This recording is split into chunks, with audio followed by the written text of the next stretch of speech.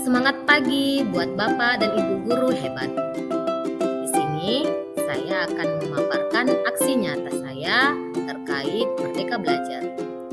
Saya akan memaparkan tentang menyebarkan pemahaman Merdeka Belajar. Perkenalkan, saya Rizkita Kristina Situmorang dari SD Asisi Tebing Tinggi. Apa saja yang akan dipelajari dalam Merdeka Belajar? Ada 5 poin yang akan dipelajari dalam Merdeka Belajar. Yang pertama, mengenal dan memahami diri sebagai pendidik. Yang kedua, mendidik dan mengajar. Yang ketiga, mendampingi murid dengan utuh dan menyeluruh. Yang keempat, mendidik dan melatih kecerdasan budi pekerti. Yang kelima, mendidik dan mengantarkan keselamatan dan kebahagiaan. Modul yang pertama yaitu mengenal dan memahami diri sebagai pendidik. Mampu mengenali kekuatan dan kelemahan diri, mengenali karakteristik dan kebutuhan murid, menjadi manusia merdeka yang bersandar pada kekuatan sendiri, baik lahir maupun batin, tidak tergantung pada orang lain. Pendidikan menuntun kekuatan kodrat yang ada pada murid agar mencapai keselamatan dan kebahagiaan. Pendidik berperan penting pada perkembangan murid sesuai dengan perkembangan zaman. Pada modul yang kedua, yaitu tentang mendidik dan mengajar. Ada beberapa poin yang ada di dalamnya. Pengajaran merupakan bagian dari pendidikan. Pengajaran merupakan cara menyampaikan ilmu atau manfaat bagi hidup anak secara lahir dan batin. Mendidik adalah menuntun segala kodrat yang ada pada murid, sehingga murid dapat mencapai keselamatan dan kebahagiaan setinggi-tingginya. Sistem Among, Ingarsa Sungtulada, Ingmadia Mangunkarsa, dan Tuturi Handayani. Manusia merdeka merupakan manusia yang dapat memerintah dan menguasai dirinya.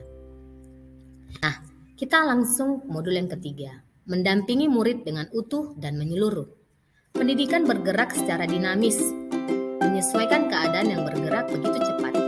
Setiap murid dilahirkan dengan kodrat alam yang berbeda-beda. Kita tidak bisa mencegah perubahan zaman, sehingga cara mendidik dan mengajar yang kita lakukan harus dapat sesuaikan dengan perkembangan zaman. Guru dapat merancang perkembangan zaman sesuai dengan asas trikon, kontinu, konvergen, dan konsentris. Kita masuk ke modul yang keempat, yaitu mendidik dan melatih kecerdasan budi pekerti.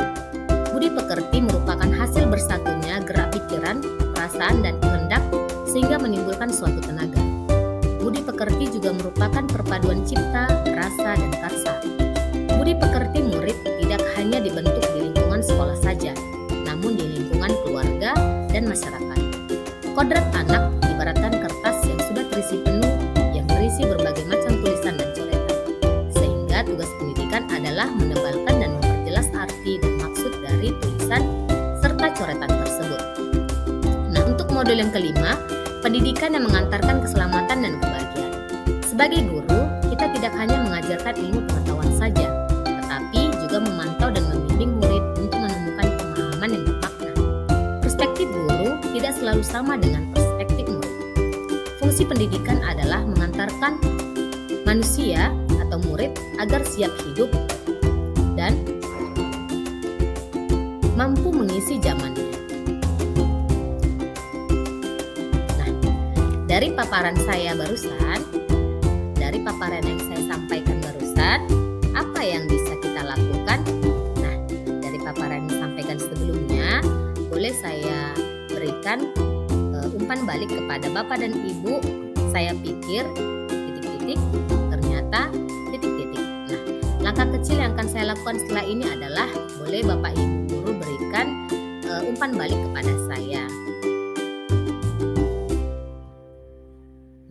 Sekian dan terima kasih atas pemaparan yang saya berikan pada saat ini. Kurang dan lebihnya saya ucapkan terima kasih dan saya mohon maaf jika ada kata yang kurang dan kurang berkenan di hati Bapak Ibu semua. Salam semangat buat kita semua, Bapak Ibu guru hebat.